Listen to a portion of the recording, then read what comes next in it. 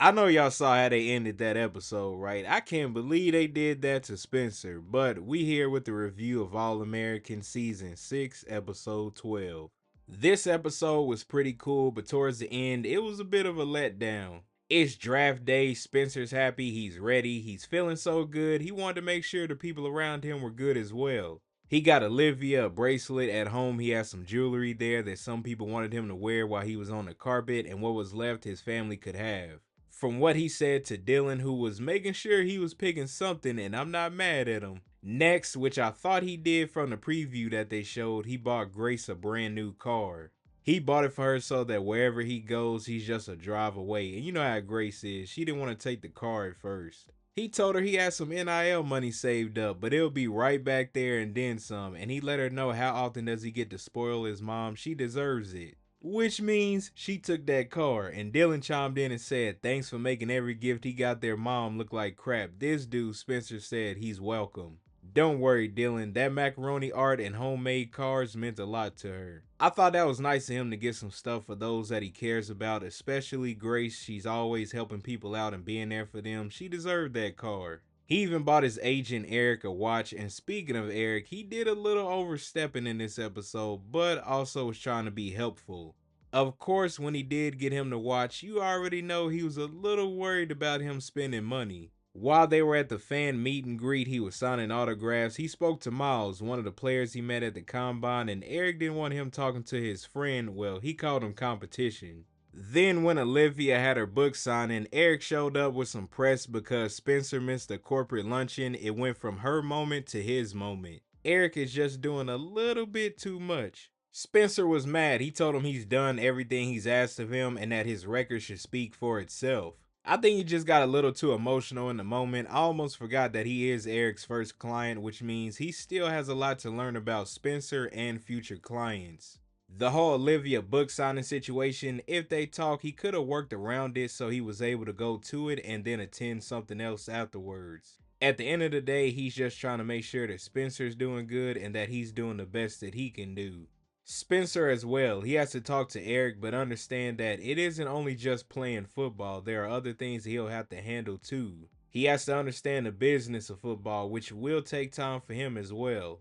Coop did meet up with Spencer to talk. She said man to manager. He said she's not his manager, but later on he did call her his manager on TV. She told him she knows what Eric did was messed up, but to cut him some slack. Not only is he his biggest client, he's his only client. He has to help Eric so that he can help him. That is true. Coop has been good with some advice throughout some of the episodes here and there.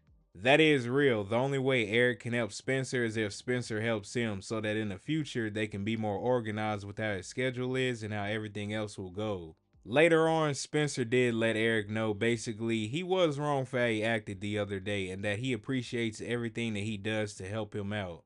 Then Eric apologized about what happened at the bookstore, but Spencer understood he was looking out for him, so they good now and glad they worked everything out. Before the NFL draft starts, Spencer's on the red carpet with his mom, and the interviewer asks him if there's anyone who stands out that has helped him along the way.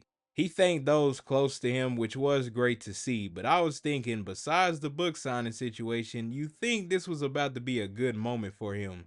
Nope, wrong. You could tell by the general manager from the St. Louis football team didn't respond to Spencer that that night wasn't going to go too well. The first person that got called up, which I thought he would be called up before Spencer, was Miles, the one we saw earlier in the episode. What made it worse was that they were showing his reaction to some of this stuff. I was like, let that man be and just focus on the draft. There were more people that got called up. We even heard Wade's name get brought up, and the episode ended right there with Spencer saying game over.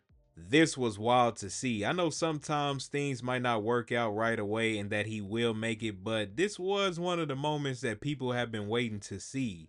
Everything that he went through, all the hard work he has put in, mistakes he's made and learned from, just for it to go like this. I don't know, it was just sad to see and somewhat embarrassing because this was supposed to be a moment for him and those around him to enjoy, but now it's a moment that hurt him.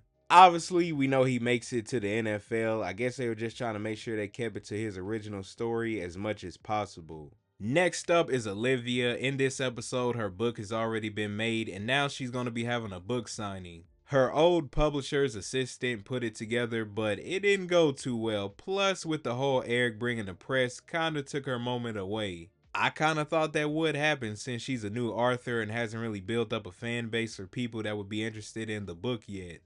To be fair, she couldn't have really expected people to show up like that when something is new, especially without any type of promotion.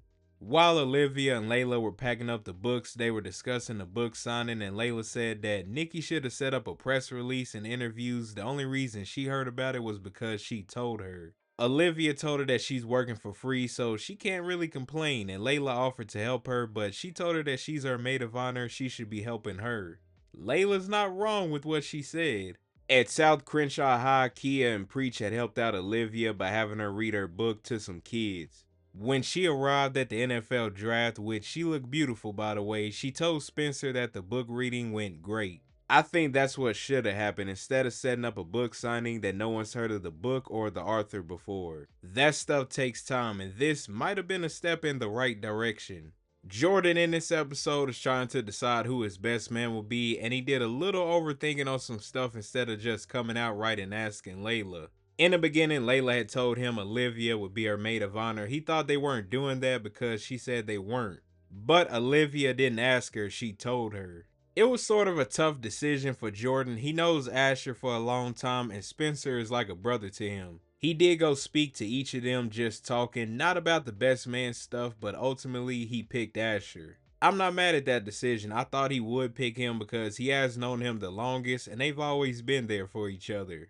The next thing Jordan had to handle was when he was talking to Asher, and then when he was talking to Spencer, was that he didn't realize where he was going to live after the wedding or if Layla wanted kids.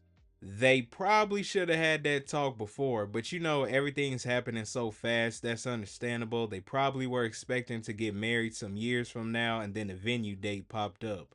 Later on, when Jordan and Layla were talking about the seating chart, when she brought up about placing Asher and Jamie at the end of the table just in case baby AJ got fussy, Jordan asked her if she thought about having kids. She said right now, but he kept talking, which led to something else, and didn't outright ask her what he wanted to say. After Spencer's interview at the draft, Jordan and Layla have a talk. She tells him that she thinks they should get their own place, and she's been looking for a while. And she found a place that she knows he's gonna love. He said she's been thinking about their future, and she jokingly said somebody has to. I'm not gonna front, she's right, cause Jordan wasn't paying attention right now. And also she let him know that she does want kids, but in the future. Now see what happens when he sat down and had a conversation with her. He got everything cleared up that he was worried about. To be fair, like I said before, they should have talked about this early on, but I guess before he proposed, maybe they didn't know if they were going to get married or not. Moving along to Asher, he did try to talk to the new coach Edison, but he just went right past him. He ran into Jabari and he told Asher that it's good to see a familiar face still on the staff, but Asher thinks he won't be on the staff for too long. The position that he had was made up by Coach Montez, and by Jabari saying that, it must mean that the staff we saw before is gone. I guess it was bound to happen since they got a new coach and he would want to choose his own people to work with, but the other staff seemed pretty cool. While Jamie and Asher were eating, he was talking about how things are going with the new coach, and she suggested that he make him notice him, which led to him putting together a book of each player's strengths, weaknesses, ways they could improve, and more. The coach did take the book, but later on when Asher went to go speak to him again, he saw the book that he made was in the trash. I don't know why, but that scene reminded me of that one scene from the movie Hustle and Flow. Asher was another person I felt sorry for in this episode. He didn't deserve that. I know that job he had may have just been made for him, but he was trying to show that he can put the work in and make sure that the football team can be the best that it can be. And the coach just doesn't see it. There is a coach, though, that would appreciate Asher's skills, and that is Mrs. Coach Montez. He called her and let her know that he would like to be a part of Beverly High's football staff, and she agreed. Asher's start in the episode may not have went good, but eventually he was able to turn things around. He will be working at a place that he's familiar with someone he knows, and I think he will be a good addition to the staff. It's better for him to go where his skills will be valued and not undervalued. Overall, decent episode. I liked everything else besides the whole Spencer NFL draft moment. It wouldn't have been that bad if it didn't seem like they were building up the character to this moment, but things will work out for him in the next episode, so that is good. But y'all let me know in the comments, what did you think about the episode and what did you like and dislike about the episode?